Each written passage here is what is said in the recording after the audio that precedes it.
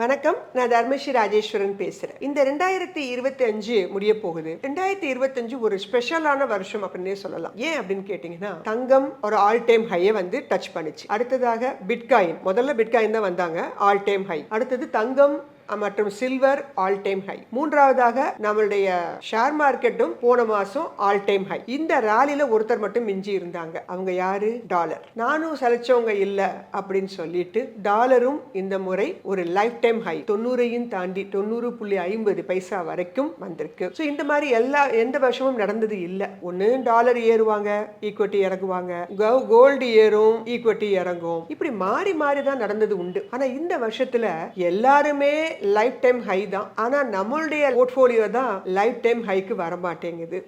எல்லாருடைய தாக்கமும் அதான். வாட்டர் மெலன் மாதிரி வெளியில நல்லா கிரீனா தான் இருக்கு எல்லாமே, ஆனா உள்ளுக்குள்ள நம்மளுடைய போர்ட்ஃபோலியோ மட்டும் அப்படியே ரெட் கலர்ல இருக்கிற மாதிரி இருக்குது. ஸோ எனக்கும் அதே நிலைமை தான். இது எதனால அப்படின்னு கேட்டீங்கன்னா, நாம வாங்குற கம்பெனி ஷேர்ஸ் எல்லாமே ஜென்ரலா உங்களுக்கு வந்து நிப்டியை பேஸ் பண்ணி தான் நம்ம சொல்றோம் மார்க்கெட் வந்து லைஃப் டைம் ஹை அப்படி இல்லை. ஆனா அது ஒரு 50 கம்பெனியோட தொகுப்பு தானே. சென்சஸ் அப்படிங்கிறது 30 கம்பெனியோட தொகுப்பு தானே. நாம அதுல உள்ள அந்த 30 கம்பெனியோ இல்ல நம்ம அதுல உள்ள ஒரு 50 கம்பெனியோ வாங்கியிருந்தோம் அப்படின்னா நம்மளுடைய போர்ட்ஃபோலியோவும் லாபத்துல தான் இருக்கும். எப்படி நிப்டியோடைய லாபம் இருக்குதோ, எத்தனை பர்சன்டேஜ் சொல்றோம் இல்லையா, நிப்டி வந்து இந்த வருஷத்துல வந்து 2% தான் கொடுத்துருக்கு, 5% தான் கொடுத்துருக்கு. நம்மளுடைய போர்ட்ஃபோலியோவும் அந்த அளவு தான் ரிட்டர்ன் கொடுத்துருக்கும். ஆனா நாம மிட் கேப் வாங்குறோம், ஸ்மால் கேப் வாங்குறோம், பென்னி ஸ்டாக்ஸ் வாங்கியிருப்போம், ஐபிஓ கம்பெனிஸ்லாம் வாங்கியிருப்போம். ஸோ அப்படி நம்மளுடைய போர்ட்ஃபோலியோல எல்லா விதமான ஷேர்ஸும் இருக்கும்போது நம்மளுடைய நிப்டி ஆல் டைம் ஹை வரும்போது நம்மளுடைய போர்ட்ஃபோலியோவும் ஆல் டைம் ஹை வரணுங்கிற அவசியம் இருக்காது. ஸோ மிட் கேப் வந்து உங்களுக்கு லைஃப் டைம் ஹை வரணும், small gap life time high வரணும், அதெல்லாம் வரலையே. பேங்க் நிப்டி வந்தாங்க, அடுத்தபடியாக நிப்டி அண்ட் சென்சஸ் வந்திருக்காங்க, ஆனால் அதெல்லாம் வரல இல்லை. ஸோ அதெல்லாம் வந்தாதான் நம்மளுடைய போர்ட்ஃபோலியோவும் லைஃப் டைம் ஹைக்கு வரும். அப்படி வருங்கிற நம்பிக்கை எனக்கு இருக்கிறது. 2026 பொறுத்திருந்து பார்ப்போம். நம்மளுடைய இன்றைய டாபிக் என்ன அப்படின்னு கேட்டிங்கன்னா, டாலர் பற்றி தான். ஏன்னா டாலர் தானே உங்களுக்கு இந்த முறை 2 நாளைக்கு முன்னாடி லைஃப் டைம் ஹை வந்திருக்கு. எதனால இந்த டாலர் வந்து இந்த அளவு வந்திருக்கு? இப்படி டாலருடைய விலை வந்து மதிப்பு வந்து ஏறிட்டே போகுது, ரூபாயோடைய மதிப்பு என்ன ஆகுது? குறைஞ்சிக்கிட்டே போகுது. இப்படி இருக்கும்போது என்னென்ன செக்டர்ஸ் எல்லாம் பிரச்சனைக்கு உள்ளாகும், எதெல்லாம் வந்து இதுலேயும் வந்து சில விஷயங்கள் நல்லதும் உண்டு. ஸோ அந்த மாதிரி விஷயங்கள் தான் நம்ம இந்த பதிவில் பார்க்க போகிறோம். ஸோ ஸ்ட்ராங்கான இந்த யூஎஸ் டாலர் அப்படிங்கிறது யாருக்கு முதல்ல உதவியாக இருக்கும் அப்படின்னு கேட்டிங்க அப்படின்னா, உங்களுக்கு இம்போர்ட் எக்ஸ்போர்ட் கம்பெனிகளில் பெரிய பாதிப்பை உண்டு பண்ணும். இறக்குமதியை அதிகமாக நம்பி இருக்கக்கூடிய நாடு நம்மளுடைய நாடு, ஏற்றுமதி நமக்கு கம்மி தான். ஸோ அப்படி இருக்கும்போது இது பெரிய லெவலில் ஒரு ட்ரேட் டெபிசிட்டை உண்டு பண்ணும். ஸோ டாலர் இந்த அளவுக்கு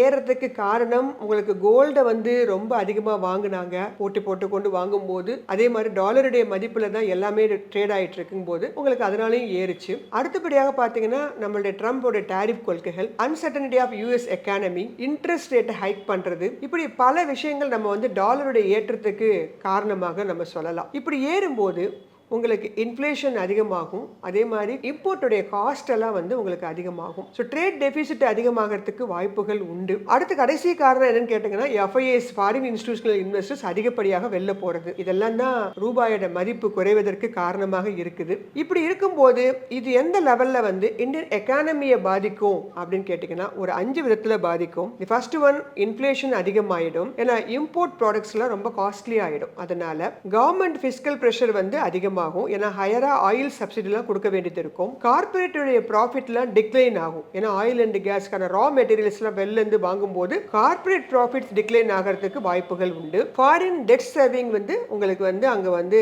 ரொம்ப எக்ஸ்பென்சிவாக மாறுவதற்கான வாய்ப்புகள் உண்டு. டூரிசம், அப்புறம் ஸ்டூடெண்ட்ஸ் அப்ராட்ல போய் படிக்கிறாங்கல்ல, இவங்கெல்லாம் அதிகப்படியாக பணம் கட்ட வேண்டிய சூழ்நிலை ஏற்படும். நம்மளுடைய ஷேர் மார்க்கெட்டை பொறுத்த மட்டும் இதனால அட்வான்டேஜா இருக்கக்கூடிய செக்டர்ஸ் யாருன்னு கேட்டீங்கன்னா, ஃபர்ஸ்ட் செக்டர் ஐடி செக்டர் தான். அதுக்கு அடுத்தபடியாக ஏன்னா அவங்க எக்ஸ்போர்ட் ஹெவியா யாரெல்லாம் பண்ணும்போது முதல்ல ஐடி அந்த சர்வீஸ் அவங்க எக்ஸ்போர்ட் பண்றாங்க இல்லையா, அதனால. அடுத்தபடியாக பார்த்தீங்க அப்படின்னா pharmacy sector, textile sector, some speciality chemical sector, auto செக்டர்ஸ்லவையும் பார்த்தீங்கன்னா இதனால அட்வான்டேஜ் ஆகக்கூடிய, இந்த டாலர் வந்து உங்களுக்கு ஏறிட்டே போறதுனால அட்வான்டேஜ் ஆகக்கூடிய செக்டர்ஸ். டிஸ்அட்வான்டேஜ் இறங்கக்கூடிய செக்டர்னா எக்ஸ்போர்ட்ஸ் அதிகமா இருக்கக்கூடியது. ஆயில் அண்ட் கேஸ், எஃப்எம்சிஜி, அடுத்தபடியாக எலக்ட்ரானிக்ஸ், ஏவியேஷன், ஆட்டோமேட்டிவ் காம்பனன்ட்ஸ், இவங்க எல்லாம் அதிகமான அளவுக்கு உங்களுக்கு இம்போர்ட்டை நம்பி இருக்கக்கூடியவங்க. அதனால இதெல்லாம் டிஸ்அட்வான்டேஜ் இருக்கக்கூடிய செக்டர்ஸ். எக்ஸ்போர்ட் செக்டர்ஸ் பாத்தீங்கன்னா ஐடி, பார்மா, டெக்ஸ்டைல்ஸ், இவங்க எல்லாருமே நன்மை பயக்கக்கூடியதாக இருக்கும் இந்த டாலருடைய ஏற்றம் அப்படிங்கிறது. டாலருடைய ஏற்றம் யாருக்கு உங்களுக்கு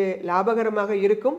எக்ஸ்போர்ட் செக்டருக்கு. டாலருடைய ஏற்றம் நஷ்டம் தரக்கூடியதாக இருக்கக்கூடியது இம்போர்ட் செக்டர்ஸ்க்கு. அதனால இதோடைய தாக்கம் என்பது அடுத்த 1 or 2 குவார்ட்டர்ஸ்க்கு இருக்கும். ஏன்னா டாலர் இப்படி ஏற்றே போக விட மாட்டாங்க. ஆர்பிஐ மானிட்டரி பாலிசி அனௌன்ஸ்மெண்ட் வந்திருக்கு. ஸோ சம் ரெமெடி மெஷர்ஸ் கண்டிப்பாக எடுப்பாங்க. ஸோ இது வந்து ஒரு 1 or 2 months, ஏன்னா அடுத்த பட்ஜெட் வரப்போகுது, அடுத்த குவார்டர்லி ரிசல்ட்ஸ்லாம் வரப்போகுது. ஸோ அந்த நியூஸை நோக்கி திரும்பிடும். ஸோ இது வந்து இந்த 1 or 2 monthsக்கு இதோடைய பிரச்சனைகள் இருக்கும். ஸோ அதனால நாம இன்றைக்கு என்ன பார்க்க போறோம்னா, இந்த டாலருடைய ஏற்றத்தினால பயன் பெறக்கூடிய செக்டர்ஸ். ஏன்னா நம்ம எல்லாருமே ஸ்விங் ட்ரேடிங் பண்றோம், லாங் டேர்ம் படிச்சிருக்கிறோம் அப்படின்னா நம்ம வாங்கி தான் வைக்க முடியும். கீழே இறங்கக்கூடிய செக்டர்ஸ் அப்படிங்கிறது ஷார்ட் வேணா போகலாம், அது இன்ட்ராடேக்கு வேணா போகலாமே தவிர நம்ம நார்மலா போக முடியாது. அதனால நம்ம லாங் பை பண்ணக்கூடிய செக்டர், ஏற்றம் பெறக்கூடிய செக்டர்ஸ் என்னென்ன, அதுல ஒரு 4-5 கம்பெனிகள் என்னென்ன இருக்கு அப்படிங்கறத நம்ம இன்றைய பதிவுல பார்க்க போறோம். ஸோ இது ஒரு எஜுகேஷன் பர்பஸ்க்கான வீடியோ மட்டுமே, பை செல் ரெக்கமெண்டேஷன்ஸ் எல்லாம் கிடையாது. நான் முன்பே சொன்ன மாதிரி ஐடி செக்டர் தான் டைரக்டான பெனிஃபிட்ஸ்.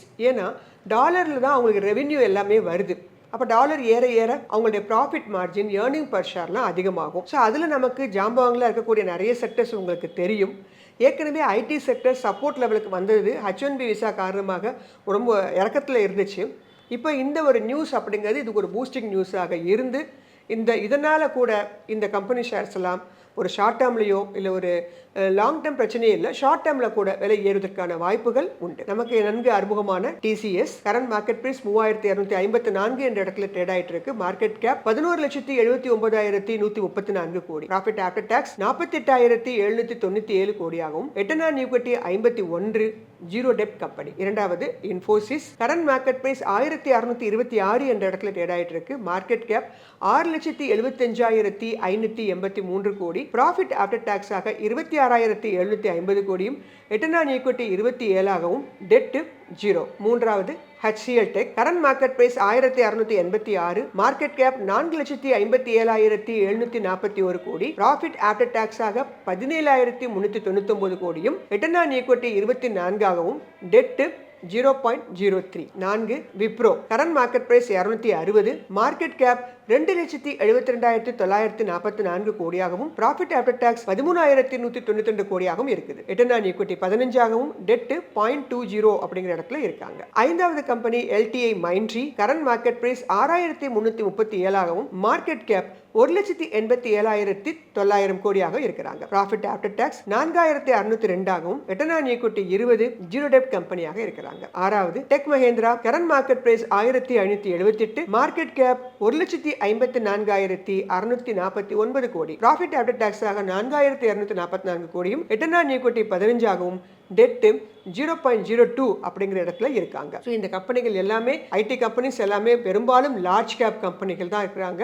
ஸோ இந்த கம்பெனிகள் நீங்கள் ஏற்கனவே வச்சுருந்தீங்கன்னா இந்த ராலி அப்படிங்கிறது சற்று ஏற்றத்தை கொடுக்கக்கூடியதாக இருக்கக்கூடியது. அடுத்த குவார்ட்டர்லி ரிசல்ட்ஸில் அவங்களுடைய ப்ராஃபிட்டை அதிகரிப்பதற்கு இந்த டாலருடைய ஏற்றம் அப்படிங்கிறது மிக முக்கியமான ஒரு காரணமாக அமைந்து தற்போது இறக்கத்திலிருந்து அது ஏற்றத்தில் கொடுத்து உங்களுக்கு நல்ல லாபத்தை கொடுக்கக்கூடியதாகவும் இருக்கும். மிட் கேப்லையும் சில கம்பெனிகள் சேர்க்கிறாங்க, like Coforge, Mphasis, Hexaware, persistence, இந்த மாதிரி கம்பெனிகள் எல்லாமே மிட் கேப்பில் ஐடி கம்பெனிஸ். ஒருவேளை நீங்கள் லார்ஜ் கேப் கம்பெனிஸ் ஏற்கனவே வச்சுருந்தீங்க அப்படின்னா இந்த மிட் கேப் கம்பெனிஸ்களில் ஏதாவது ஒன்று நீங்கள் சூஸ் பண்ணி வாங்கினீங்கன்னா இந்த டாலரை ஏற்றம் மிட் கேப்லையும் எதிரொலித்து உங்களுக்கு ஒரு ஷார்ட் டேர்ம்லையோ அல்லது நீண்ட கால அடிப்படையிலையோ ஒரு லாபத்தை கொடுக்கக்கூடியதாக அமையக்கூடியது. அடுத்து டாலருடைய ஏற்றம் அப்படிங்கிறது பார்மசி இண்டஸ்ட்ரியில எதிரொலிக்கும். ஸோ அந்த வரிசையில் நமக்கு நன்கு அறிமுகமான சன்ஃபார்மா, கரண்ட் மார்க்கெட் பிரைஸ் 1,805 என்ற இடத்துல ட்ரேட் ஆயிட்டு இருக்கு. மார்க்கெட் கேப் 4,33,151 கோடியாகவும், ப்ராஃபிட் ஆஃப்டர் டாக்ஸ் 10,980 கோடியாக இருக்கிறது. Return on equity 15ஆகவும்,